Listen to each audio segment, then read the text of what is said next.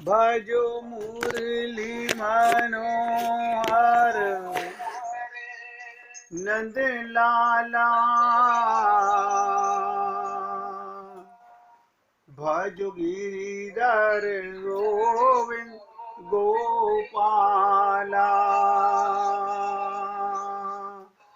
भजो गिरिधर गोविंद गोपाला। भजो मुरली मनोहर नंद लाला। भजो मुरली मनोहर नंद लाला। भजो गिरिधर गोविंद गोपाला। भजो गिरिधर गोविंद गोपाला। भजो मुरली मनोहर नंद लाला। भजो मुरली मनोहर नंद लाला। भजो गिरिधर गोविंद गोपाला। भजो गिरिधर गोविंद गोपाला।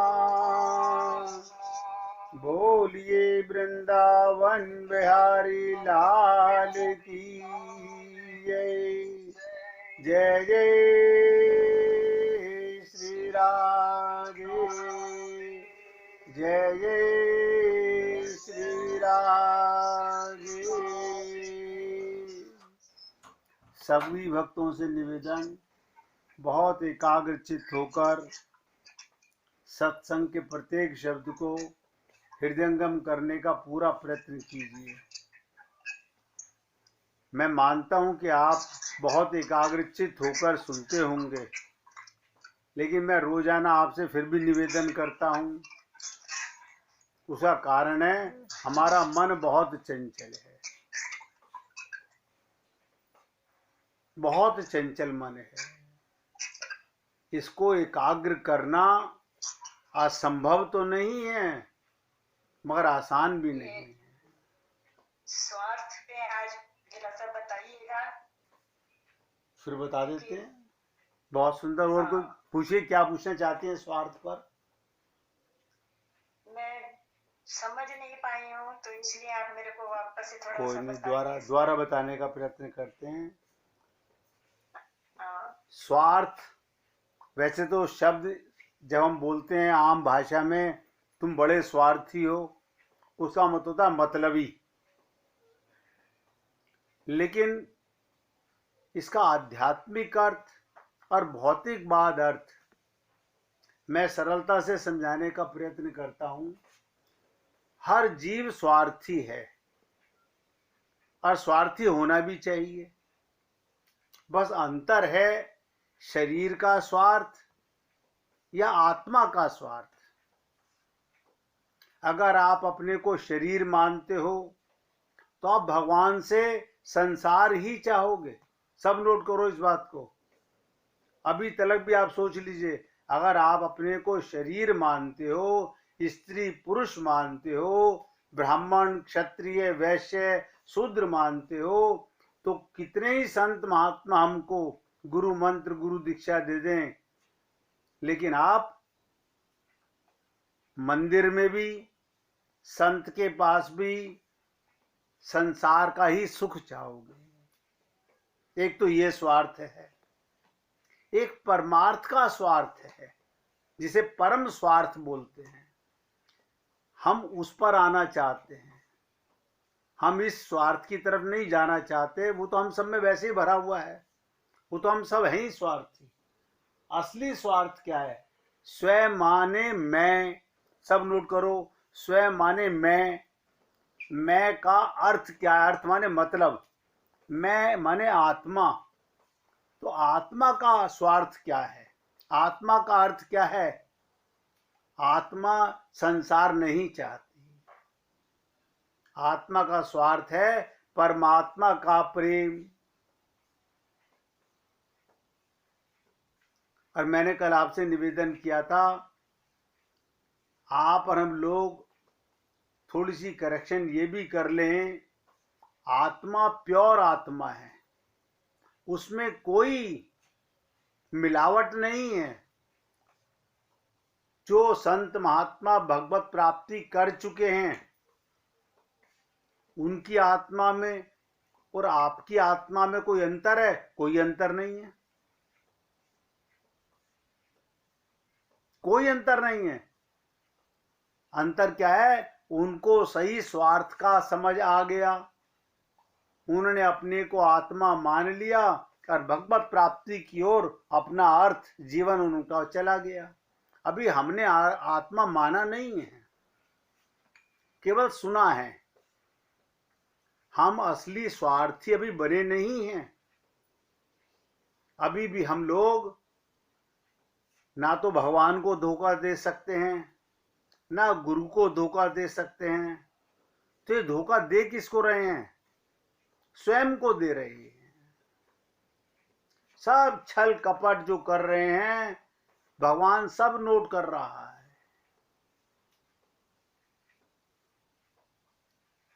किसी ने पूछा कि कल मैंने जो चर्चा की थी, शरीर से केवल आत्मा नहीं जाती है।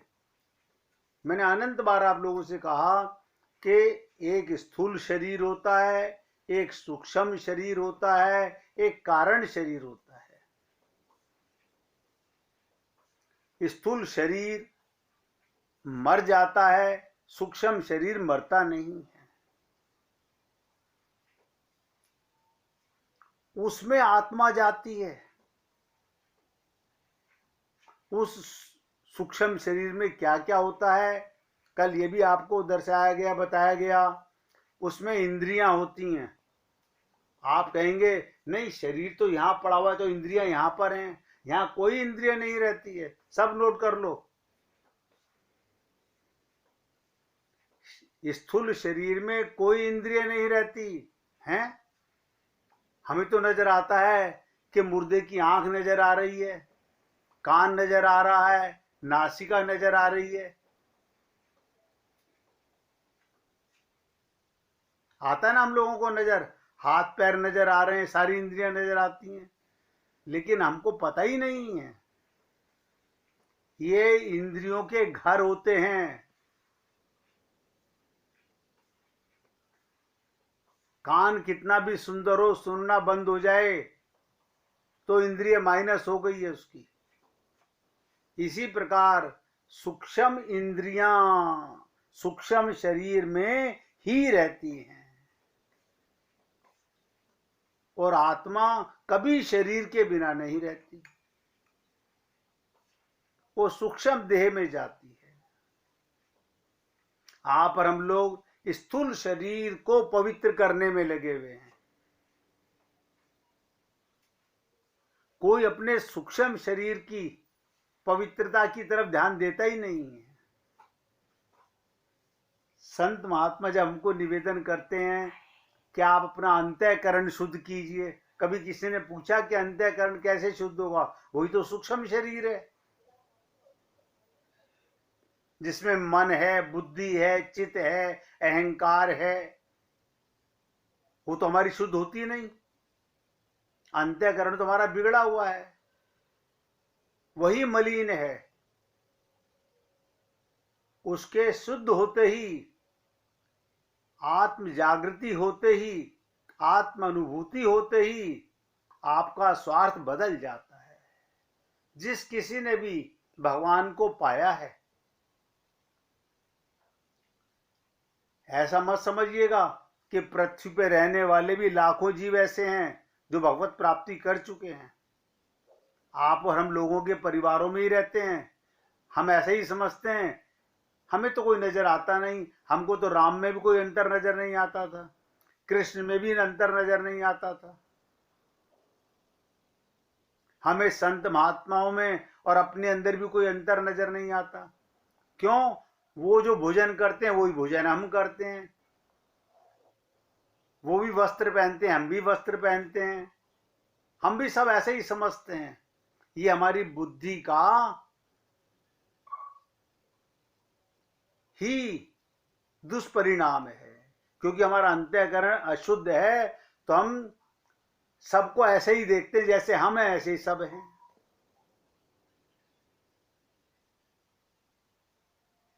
किसी ने प्रश्न किया था कि रामचरितमानस में, कृष्ण में, लीला में, मैंने कई बार आपसे निवेदन किया कि जितने भी पात्र भगवान के साथ लीला कर रहे हैं उन पर माया लगी नहीं है, वो माया लगी एक्टिंग कर रहे हैं। हमने तो सुना नारद जी को माया लग गई, शंकर भगवान को माया लग गई, गरुड़ जी को माया लग गई, किसी को माया नहीं लगी। वो हम मूर्खों को समझाने के लिए लीला कर रहे थे, और हम विद्वान बन के ये समझ रहे हैं हाय राम, शंकर भगवान को माया लग गई, पार्वती जी को माया लग गई, नारद जी को माया लग गई। खुद माया के बंधन में हैं और हम उनको माया में देख रहे हैं। असली स्वार्थ संत महात्मा ही हमें बताते हैं।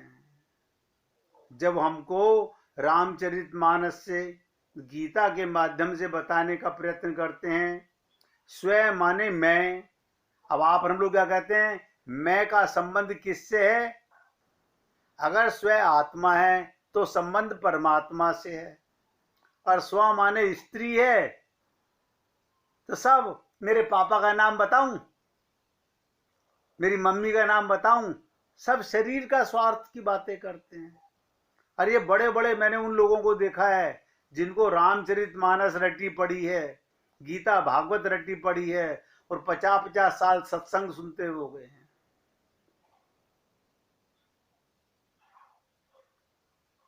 और वो अपने आप को भगत मानने लगते हैं, स्वयं को नहीं जानते मैं कौन हूं। खूब पूजा कर रहे हैं, खूब पाठ कर रहे हैं, खूब सत्संग सुन रहे हैं, खूब मंदिरों में, तीर्थों में भटक रहे हैं।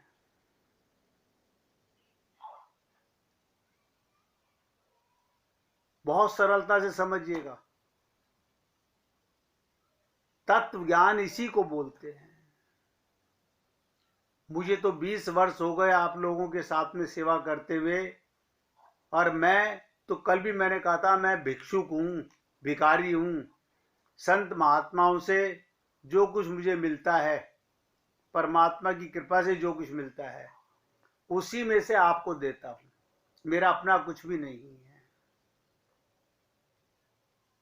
लेकिन तत्व ज्ञान जब तक नहीं पक्का होगा, आप शरीर के घर में रहते हैं, शरीर एक घर है, लेकिन आप हैं आत्मा। अब आपको एक्टिंग करना तो ठीक है, लेकिन किसी का आपको बुरा कहना और आपको बुरा लगना, ये गलत है। आपको आत्मज्ञान कैसे हुआ? किसी ने आपको बुरा कहा और आपको बुरा नहीं लगा, इससे मालूम पड़ता है कि आपको आत्मज्ञान हो गया है, आपको स्वयं का ज्ञान हो गया है। अब आपके जीवन की गाड़ी परमार्थ की ओर चल पड़ी है। ना किसी से ममता रही, ना किसी से मोह रहा, ना किसी से आसक्ति रही, लेकिन लीला सब चल रही है। परिवार में सबकी सेवा हो रही है, किसी को जता नहीं रहे कि मुझे आत्मज्ञान हो चुका है। ना ना ना ना, कोई संत महात्मा नहीं बताता कि मुझे आत्मज्ञान हो चुका है।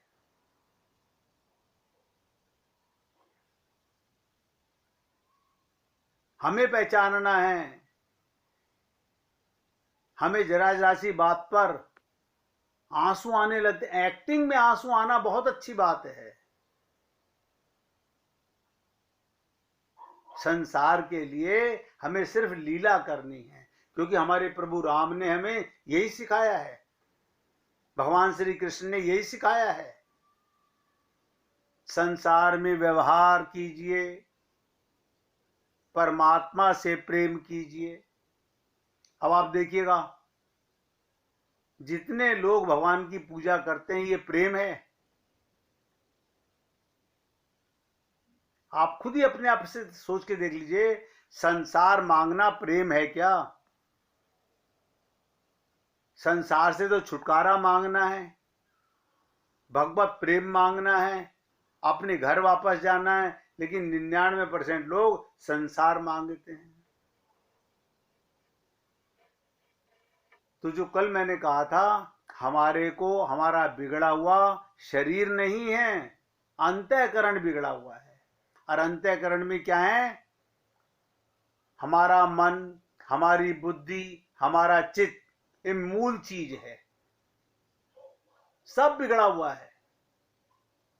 अब आंख, आप कहेंगे आंख तो मेरी टेस्ट करा ली, बिल्कुल ठीक है। आंख की टेस्टिंग है सिर्फ देखने की शक्ति की, लेकिन जो देखने वाला अंदर मन है वो तो बिगड़ा हुआ है, वो तो मलिन है। वो तो देख रहा है ये मेरी बेटी है, ये मेरा बेटा है, ये मेरा पोता है, उसमें भगवान को नहीं देख रहा। आंख किसकी ठीक है? सूरदास की ठीक है। बाहर की आंखें नहीं, अंतःकरण की आंखें खुल गई हैं, उनकी चित्त की आंखें खुल गई हैं। गोपियों की आंखें ठीक हैं, जित देखूं तित श्याम मई है।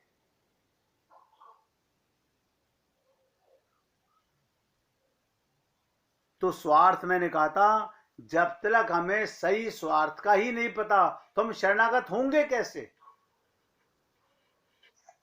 शरणागत का मूल कारण यही है, शरणागति का मूल रीजन यही है। शरणागति किसको करनी है?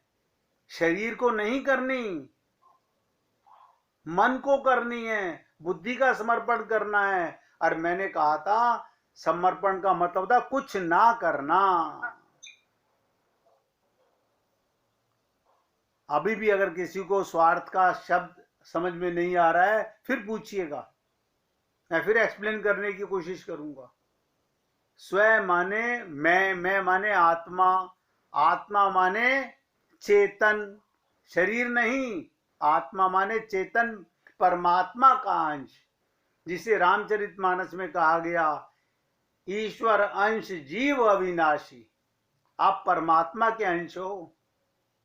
अब बुद्धि पर थोड़ा सा जोर डालिएगा, दशरथ भी राम का अंश है, कौशल्या भी राम का अंश है, केकई भी राम का अंश है।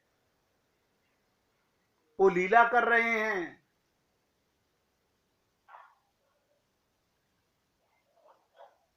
कई बार आपको लीला सुनाई कि केकई ने भगवान राम से पूछा, सुमित्रा ने पूछा, कौशल्या ने पूछा, सबको भगवान राम ने अलग अलग तरीके से समझाने का प्रयत्न किया। संत महात्मा हमको बताने का प्रयत्न तो करते हैं, लेकिन हम नहीं समझ पाते। आप कोई मन में संशय हो तो मीना जी बोलिए। अगर अभी भी स्वार्थ का आप मतलब नहीं समझ पाए हैं, स्व अगर आत्मा है तो स्वार्थ है परमात्मा को पाना, स्व माने शरीर है तो स्वार्थ है संसार को पाना। भाई इतनी सी बात है।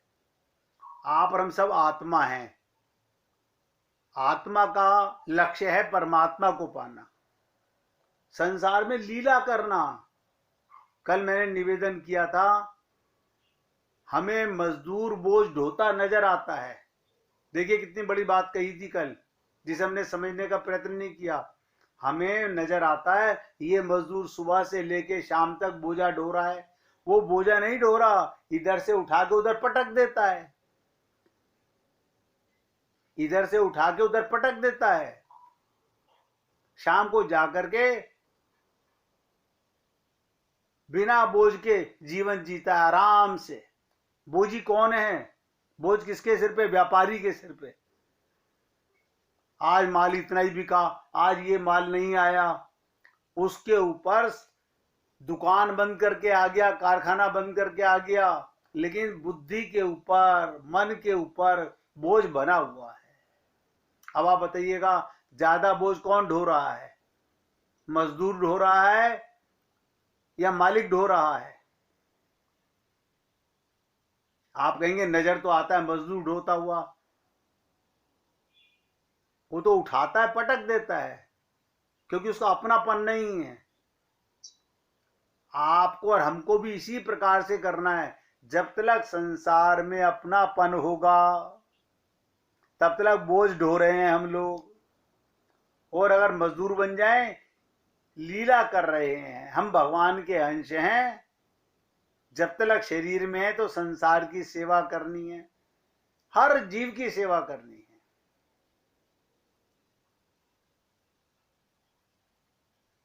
ध्यान से सुनिएगा, जिन पार्वती जी को माया लगी उन्हीं के विषय में शंकर भगवान स्पष्ट कहते हैं, राम कृपा से पार्वती सपने तब मन माही, शोक मोह संदेह भ्रम मम विचार कछु नाही। देखिए कितनी विचित्र चीज कही, कोई शोक नहीं है, कौन मरा, किसका दुख मना रहे हो? अगर आत्मज्ञान हो गया तो किस बात का शोक कर रहे हो, किस बात का मोह कर रहे हो? लीला कर रहे हैं। और संदेह भ्रम मम विचार कछु नाही, ये तो पागलपना है हम लोगों का, यही तो हमारी अज्ञानता है। हम लोगों ने डिग्रियां ले ली, पढ़ाई कर ली, बस वही हमने विद्या, वही हमने ज्ञान समझ रखा है। क्यों? उससे पैसा कमाते हैं।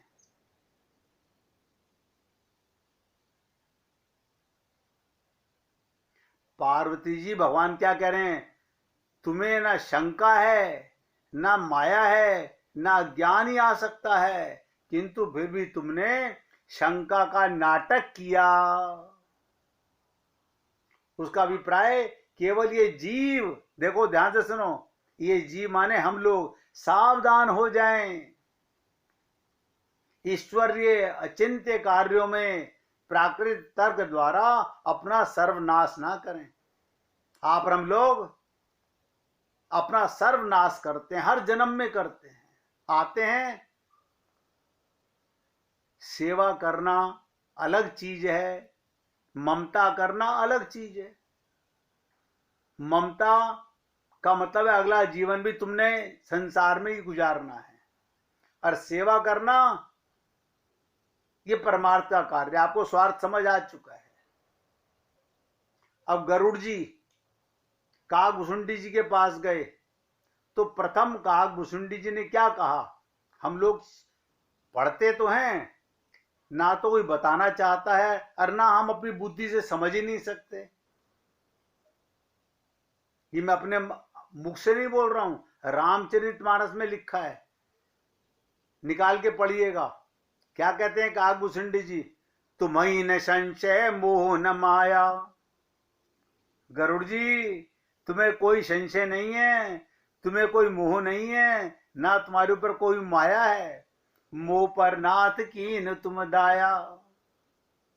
तुम्हें ना शंका है, ना ज्ञान है, ना माया है, मेरे ऊपर कृपा करने आए हो। पश्चात भी इस प्रकार की बात कही।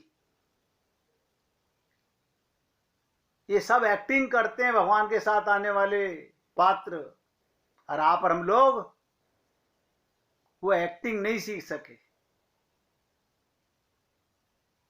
यही पाप है हम लोगों का, इसी से हमारा अंतःकरण बिगड़ा हुआ है। अब आप सोचिएगा, छोटा सा बालक, उसको मां दूध भी पिला रही है, पेशाब भी कराती है, पॉटी भी धोती है, नहलाती भी है, वस्त्र भी धोती है। उसके मन में कोई ममता मोह आसक्ति नहीं है। उसको तो एक काम आता है, केवल रोना। लेकिन जैसे जैसे अज्ञान बढ़ता है मैं का, वो अपने को, हम ही तो सिखाते हैं, बेटा तू लड़का है, ये लड़की है, ये तेरी कमीज है, ये इसकी शर्ट है, ये तेरा है, ये इसका है। ये अपने पराये का भेद किसने डाल दिया? हमने ही डाला, क्योंकि हमारे को हमारे माँ बाप ने डाला। बस अज्ञानता शुरू हो गई। अब ये अंदर जा रही है। ये सारा ज्ञान कहाँ जा रहा है? अब गुरु के पास जाते हैं, गुरु कहते हैं अंतःकरण शुद्ध करो। और वो शुद्ध करे कैसे? अंदर से बाहर निकाले कैसे? कोई अमृतवान तो है नहीं, कोई कढ़ाई तो है नहीं कि कड़छी डाल के निकाल लेंगे। कहना बड़ा आसान है।